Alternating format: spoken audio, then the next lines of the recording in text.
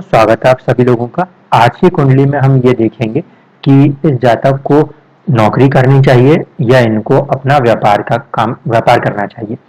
तो इस कुंडली को समझाने से पहले एक बात समझाता हूँ। जब इन्होंने अपना जन्म समय दिया था, उसके बाद उस जन्म समय को देखकर जो कुंडली पहले बन रही थी, उसमें काफ़ी अंतर आ रहा था। जो सबसे बड़ी परेशानी थी उस कुंडली में, जो वो बता रहे थे, ये कि ये है विदेश में और ये अपनी मर्जी से विदेश गए हैं। जबकि जो जन्म का समय मिल रहा था, वो वाले जन्म समय में जो कुंडली बन रही थी, वो कहीं से भी जातक को विदेश ले जाने में सक्षम नहीं थी। इसीलिए इनकी कुंडली में हमें इनका जो जन्म समय है उसको बदलना पड़ा है, यानी कि इसे हम कहते हैं बर्थ टाइम रेक्टिफिकेशन, वो करना पड़ा है और उसके बाद ये कुंडली बनी है। अब आइए ये कुंडली आपको समझाते हैं कि कैसे ये जातक विदेश गए और फिर चलेंगे कि इनको व्यवसाय करना चाहिए या फिर नौकरी। ये कुंडली जो है ये शुरू होती है 6 नंबर, पहले भाव में 6 नंबर आ रहा है। इसके स्वामी होते हैं, वो होते हैं बुधदेव। तो इसके स्वामी बुधदेव जो है वो अपनी ही राशि में 10म भाव में स्थित है। सबसे पहली चीज ये कि जब कभी भी 6 नंबर का आपका पहला भाव आता है तो वो होता है हमेशा ड्यूअल साइन, यानी ऐसा इंसान व्यापार भी कर सकता है और नौकरी भी कर सकता है। 6, 9, 12 और 3 ये चार ऐसी राशियां हैं जिसे हम द्वितीय भाव राशि कहते हैं। ठीक है, तो यहाँ पे ये दोनों संभावनाएं बनती थी। अब हम चलते हैं सबसे पहले मिड पॉइंट पे।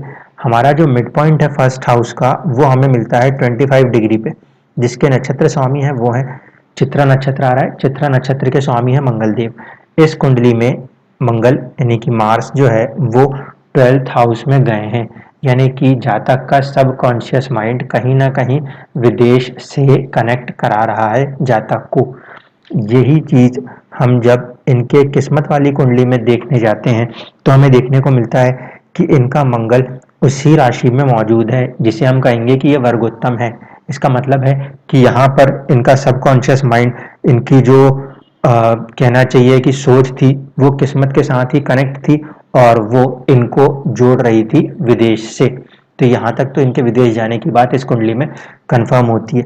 अब ये सवाल है कि इनमें करना क्या चाहिए, इनको जॉब करना चाहिए या इनको अपना बिजनेस करना चाहिए। सबसे पहली चीज हम यहाँ पे देखें तो इस कुंडली के अंदर सब पहले भाव में राहु विराजमान है। राहु जो है वो 60 डिग्री पे नजर आते हैं और राहु बहुत सारे थॉट्स को देने के लिए जिम्मेदार ग्रह है। इस कारण से हम सबसे पहले ये कहेंगे कि इंसान को अगर बिजनेस करना है तो उसको किसी एक जगह पे अपने थॉट को कंसंट्रेट करना पड़ेगा। मल्टीपल आइडियाज के साथ चलने पे ऐसा इंसान हो सकता है व्यापार में परेशानी फेस कर जाए। दूसरी चीज ये कि हमारे इस पहले भाव को दो ग्रह देखते हैं, एक चंद्रमा और एक केतु। चंद्रमा का देखना कहीं ना कहीं हमें थोड़ा सा एक चंचल बनाता है, हम अपने थॉट्स को एक जगह पे केंद्रित नहीं करते, उसमें तेजी से बदलाव आने लगते हैं। इस चीज से भी ओवरकम करना जरूरी होगा। केतु की क्योंकि वहां पे दृष्टि है, तो केतु की दृष्टि जहां तक है वो एक बारीकी देने का काम कर सकती है। चंद्रमा के साथ यहाँ केतु का कनेक्शन है, इसलिए इंसान मन से बहुत जल्दी तैयार नहीं भी होंगे। तो ये चीजें हमें पहले इस लगन कुंडली को देख के नजर आती हैं। साथ ही साथ हम देखें तो ये हमारे लग्नेश मंगल को शनि का साथ है। शनि जो है वो किन भाव से आए हैं, वो पंचम भाव के और षष्ठम भाव के स्वामी है। इसका मतलब है कि कहीं ना कहीं उनको एक fight back capacity, 6th house जो होता है कंपटीशन, ये जुड़ा ही रहेगा सबकॉन्शियस माइंड के साथ। तो ये चीज़ तो हमें सीधे सीधे इस लगन कुंडली में ऊपर से देखने में नजर आती है कि आपको लाइफ टाइम में आपका एक कैपेसिटी ऑफ कंपटीशन आपके साथ हमेशा चलेगा, जो बिजनेस के लिए एक अच्छा साइन है। दूसरी चीज हम देखें कि अब हम इनके स्टेटस और प्रोफेशन को देखने जा रहे हैं, तो यहाँ पर 3 ग्रह मौजूद हैं, एक बुध खुद, एक गुरु और एक सूर्य। सूर्य को 10वें भाव में दिशा बली माना जाता है।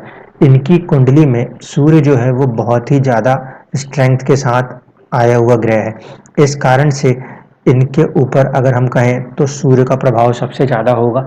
सूर्य इस कुंडली में 12 भाव का स्वामी है, यानी कि वो कहीं ना कहीं नुकसान भाव का स्वामी है, लेकिन क्योंकि ये विदेश जा चुके हैं तो वो 12th हाउस जो है वो कहीं ना कहीं अपने साथ एक्टिवेट हो चुका है। तो मुझे नहीं लगता है कि सूर्य को लेकर अब हमें इतना ज़्यादा घबराने की कोई ज़रूरत पड़ेगी। अब हमारे पास बचते हैं दो ग्रह, जिनमें से बुध जो है वो तो आपके लगन के भी स्वामी हैं, यानी कि आपके फर्स्ट हाउस के भी लॉर्ड हैं, इसलिए यहाँ पे उनका बैठना, अपनी राशि का बैठना बहुत अच्छा माना जाएगा। एक तरह से इसको हम बिजनेस के लिए ही एक सबसे अच्छा महापुरुष योग कहेंगे, जिसे हम कहते हैं भद्र महापुरुष योग। साथ ही में उनके गुरु बैठे हैं और गुरु इस कुंडली में सुख भाव के, चौथे भाव के और व्यापार भाव के भी स्वामी हैं। यानी कि मैंने आपसे कहा भी था कि 7th हाउस अगर कनेक्ट होता है तो ऐसे में वो काम जो कि जनता से जुड़ते हों, यानी कि ज़्यादा बड़ी पब्लिक डीलिंग्स वाले काम किए जा सकते हैं। तो ये बिजनेस भी उस तरीके की चीज़ों से होता है, वो यहाँ पे संभव है। अब हम चलते हैं कि 10th हाउस को, स्टेटस वाले हाउस को अगर हम लगन बना दें तब क्या हो और कैसे चीज़ों को देखेंगे। जब हमने इस 10th हाउस को, स्टेटस वाले हाउस को फर्स्ट हाउस में कन्वर्ट किया तो हमें देखने को मिल रहा है क्या कि आपका जो कर्म है उसके अंदर एक चीज राहु का फैक्टर है और एक चीज केतु का फैक्टर काम कर रही है। केतु और चंद्रमा का फैक्टर का मतलब यहाँ पर ये हो रहा है कि आपको ऐसे काम करने पड़ेंगे जो कि ज़्यादा से ज़्यादा 1.5 साल तक के प्रोजेक्ट्स होंगे। उससे ज़्यादा आप किसी एक काम के ऊपर बहुत लंबे समय तक केंद्रित नहीं कर सकते।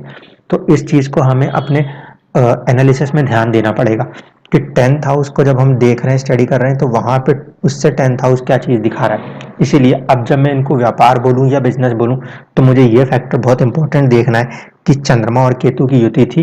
केतु के कारण मुझे हमेशा ये ध्यान रखना है कि ये जातक को जो भी कार्य करना है वो ज़्यादा से ज़्यादा 1.5 साल तक एक जुड़े हुए प्रोजेक्ट पे काम कर सकते हैं, उसके बाद इनको उन चीज़ों में बदलाव करने पड़ेंगे। अब सवाल जो है वो है कि इनको जॉब करनी चाहिए या बिजनेस। अब देखिए इसको कैसे देखना है।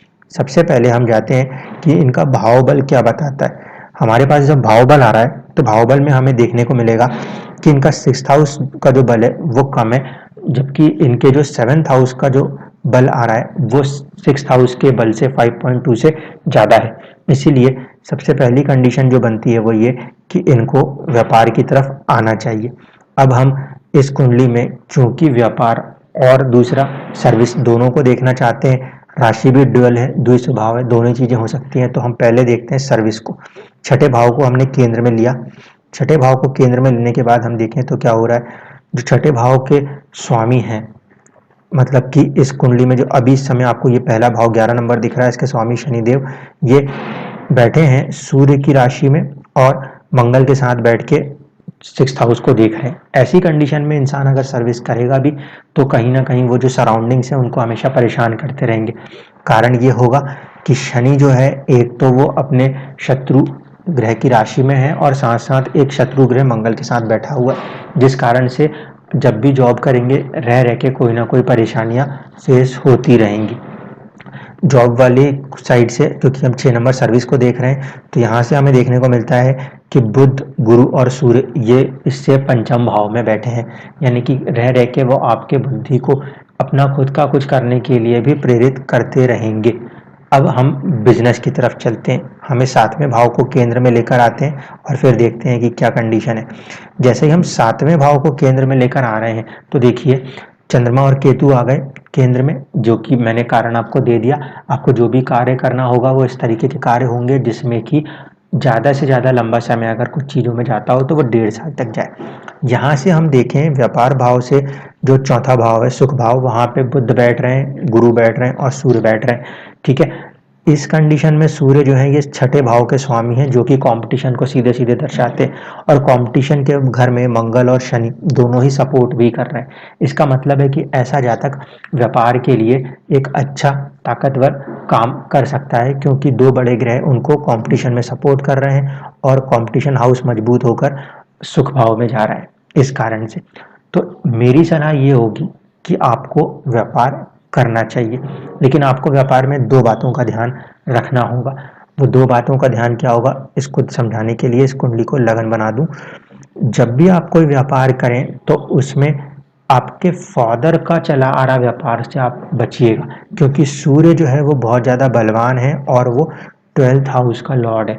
12th हाउस कहीं ना कहीं नुकसान का भी होता है, इसलिए अगर आप पिता से जुड़े हुए किसी कार्य में गए तो फिर आप उसको उतना अच्छा बेहतरीन तरीके से नहीं चला पाएंगे, आपको नुकसान का सामना करना पड़ सकता है।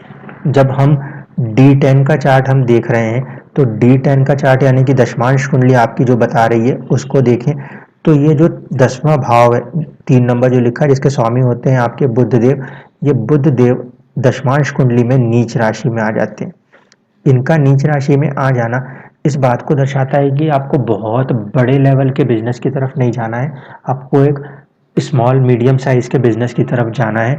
और अगर मैं लगन कुंडली से ही बोल दूं तो मुझे ऐसा लगता है कि आपको किसी तरह के कमीशन वर्क्स में जाना चाहिए, कुछ ऐसे वर्क्स जहाँ पे कि कुछ कमीशनिंग होती हो, जिससे कि आपका लोगों से हर दिन नए नए लोगों से इंटरेक्शन होता रहेगा और इस तरीके से आपकी जो जॉब है या आपकी जो एक बिजनेस है वो धीरे धीरे करके ग्रो होगा।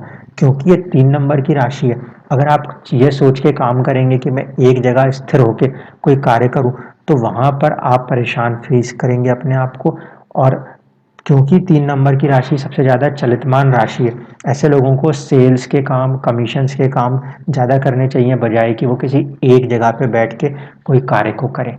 तो मुझे उम्मीद है कि आपको आपके भविष्य में क्या करना चाहिए उसका जवाब आपको मिल गया होगा। आपको करना है व्यापार, व्यापार भी किस तरह का, कोशिश ये कीजिएगा कि कमीशन बेस्ड वर्क करें, जिसमें कि कोई भी चीज़ आप कर रहे हैं वो 1 आध साल तक के अंदर वो काम पूरे हो जाए, फिर नए लोग आपके साथ आते जाएं और उनके साथ आप जुड़ते जाओ। इस तरीके से जो 1.5 साल वाली कंडीशन हमारे साथ जुड़ी हुई है वो भी ख़त्म होगी और धीरे धीरे करके हमारा जो व्यापार है वो बढ़ेगा। एक चीज़ और आपको बताना चाहूँगा स्पेसिफिकली कि आपके दशमांश वाले कुंडली के अंदर जो बुध है वो कहीं ना कहीं श्रापित आता है। इस कारण से यहाँ पे मैं सबसे ज़्यादा इम्पोर्टेंट इस बात को कहूँगा कि आपको अपने कम्युनिकेशन पे फोकस करना पड़ेगा। आपको अपने बिजनेस के अंदर राइज करने के लिए अपने कम्युनिकेशन के ऊपर सबसे ज़्यादा बल देना पड़ेगा। और जब कभी भी आपको ऐसा लगे कि आपके बिजनेस में कोई चीज़ फंस रही है, अटक रही है, तो किसी बच्चे से, क्योंकि बुद्ध जो होता है वो बेसिकली कहा जाता है छोटी बच्चियाँ या छोटा बच्चा, तो वो जो छोटे बच्चे हैं उनसे भी आप कभी सलाह लेंगे तो आपको उनसे भी अपने लिए एक प्रॉपर गाइडेंस मिलेगी। ये मैं इसलिए कह रहा हूँ क्योंकि एक जगह पे मेंशन्ड है कि बुद्ध के होने पर, यानी कि एक छोटी सी बच्ची आई थी, उन्होंने अब्राहम लिंकन जी को एक सलाह दी थी और उस सलाह के बाद उनकी बहुत अच्छी राइज हुई थी। क्योंकि हम यहाँ मान रहे हैं कि बुद्ध श्रापित है तो इसको कंट्रोल करने के 2 ही तरीके हो सकते हैं। एक तरीका होता है कम्युनिकेशन और एक तरीका होते हैं जो छोटे बच्चे, जो कि ये रिप्रेजेंट करता है। तो इन दोनों में से जब कभी भी आप कहीं परेशानी में फंसे अपने व्यापार संबंधी, तो आप उनसे थोड़ी सी सलाह लेंगे, वो आपको जिस भी तरह से कुछ गाइड करेंगे आपको उनको भी लेके चलना पड़ेगा। हमें प्रॉपर कम्युनिकेशन डेवलप करके अपने बिजनेस को खड़ा करना होगा और आप इसको ज़रूर कर पाएंगे। आपकी जो दशा अभी चल रही है उस दशा को देखते हुए भी ये कहा जा सकता है कि आने वाले समय में, यानी कि तकरीबन अप्रैल के बाद आप उस फैसले को लेने में सक्षम होंगे।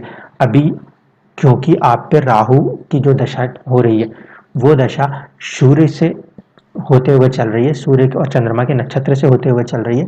इस कारण से अप्रैल के बाद जब राहु सूर्य के नक्षत्र को छोड़ दे, यानी कि लॉस होने की संभावनाएं बिल्कुल कम हो जाए, तब आपको व्यापार में 100% उतरना ही चाहिए। सो आई होप कि सभी दोस्तों को ये समझ में आया होगा कि जब हम किसी को व्यापार या जॉब के बारे में बताते हैं तो ना सिर्फ कि हम 10th स्टेटस हाउस को देखते हैं, साथ ही साथ हमें छठा भाव और 7वें भाव की भी स्टडी करनी होती है। इन दोनों के भाव बल को देखना होता है और साथ ही साथ जो प्लैनेट ज़्यादा स्ट्रांग है उसको भी देखना होता है। सो आप सभी को जब कभी भी ऐसा एनालिसिस करना हो कि मुझे जॉब में जाना चाहिए या बिजनेस में, तो 10th हाउस के स्टेटस को देखिए, जितना वो स्ट्रांग है वो बताएगा कि आपकी कोई सी भी सर्विस या कोई सी भी जॉब का लेवल क्या होगा। साथ ही साथ अगर 6th हाउस 7th हाउस से ज़्यादा स्ट्रांग है तो आपको सर्विस करनी चाहिए। अगर 7th हाउस आपका 6th हाउस से ज़्यादा स्ट्रांग आता है तभी आप व्यापार में यानी कि बिजनेस में जाएं। धन्यवाद।